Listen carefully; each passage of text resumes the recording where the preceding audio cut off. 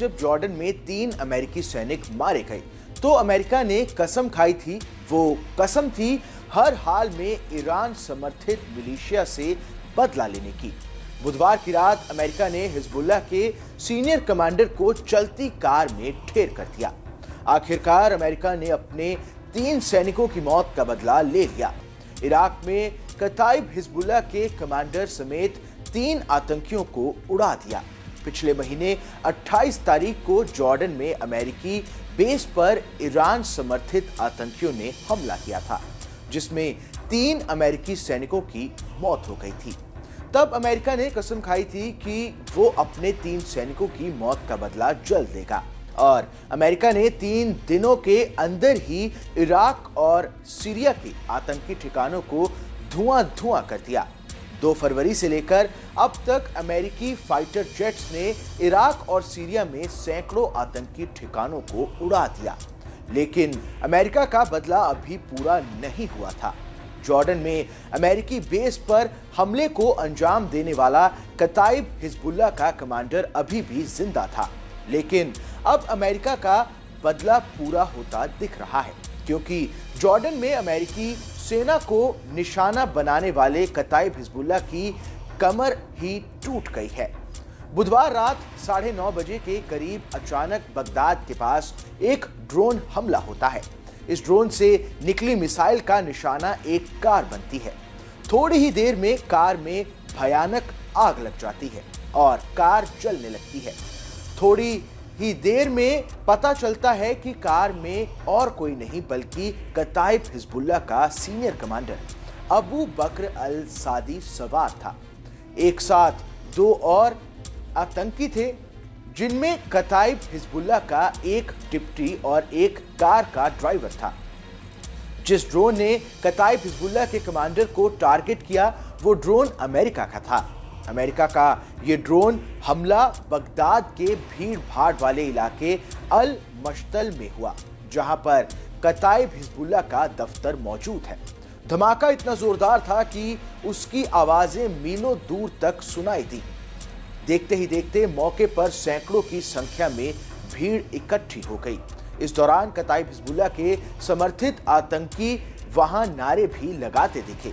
अब सवाल है कि कौन था कताइब हिजबुल्लाह का सीनियर कमांडर अबू बकर अल सादी, जो अमेरिकी सुरक्षा बलों के निशाने पर था। अबू बकर अल सादी मिलिशिया लीडर अबू महादी अल मुहंदिस का बॉडीगार्ड रहा था। मुहंदिस इराक की पॉपुलर मोबिलेशन फोर्सेस का डिप्टी कमांडर रहा था। साल 2006 में मुहंदिस ने ही रखी थी कताइब हिजबुल्लाह की नींव। साल 2020 में कुदर्स फोर्स के प्रमुख कासिम सुलेमान के साथ अमेरिकी ड्रोन अटैक में मुहंदिस भी मारा गया था। बुधवार की रात मारा गया अबू बकर अल सादी भी ईरानी रेवोल्यूशनरी गार्ड का बेहद करीबी था। उसकी पहुंच का अंदाजा इसी बात से लगाया जा सकता है कि वो IRGC के कमांडरों के सामने हथियार के साथ जा सकता था। 28 जनवरी को जॉर्डन में अटैक के बाद अमेरिका अल सादी की सरगर्मी से तलाश कर रहा था, क्योंकि अमेरिका को यकीन था कि जॉर्डन में अमेरिकी बेस पर हमले के पीछे उसी का हाथ था।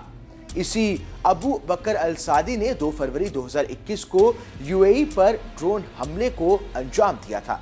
अबू बकर अल सादी कताइब हिजबुल्लाह के जनरल सेक्रेटरी अबू हुसैन अल हमदावी का भी करीबी था, जिसने 30 जनवरी को अमेरिकी सेना पर हमला नहीं करने का दावा किया था।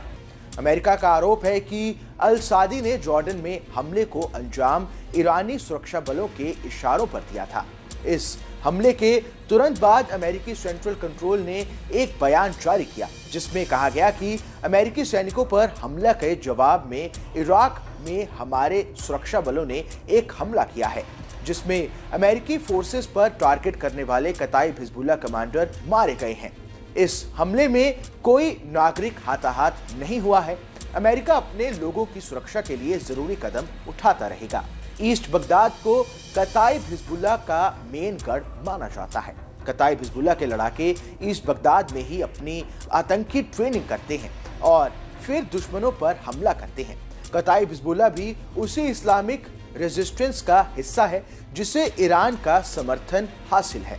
इस हमले से पहले अमेरिका ने बगदाद में मौजूद अपने दूतावास को अलर्ट कर दिया था। साथ ही इंटरनेशनल मिशन वाले ग्रीन जोन के अंदर एडिशन यूनिट्स को तैनात कर दिया था ताकि एक्शन के जवाब में किसी भी तरह के हमलों से बचा जा सके। फिलहाल इराक और सीरिया में मौजूद इस्लामिक रेजिस्टेंस ने अमेरिका से इसका बदला लेने का ऐलान किया है, लेकिन जिस तरह अमेरिका लगातार उनके ठिकानों पर बम बरसा रहा है उससे साफ हो गया है कि इस्लामिक रेजिस्टेंस की कमर टूट रही है। इस खबर में बस इतना ही। ये खबर आपको कैसी लगी हमें कमेंट कर जरूर बताएं। देश दुनिया की तमाम बड़ी खबरों के लिए देखते रहिए न्यूज़ नेशन का डिजिटल प्लेटफॉर्म।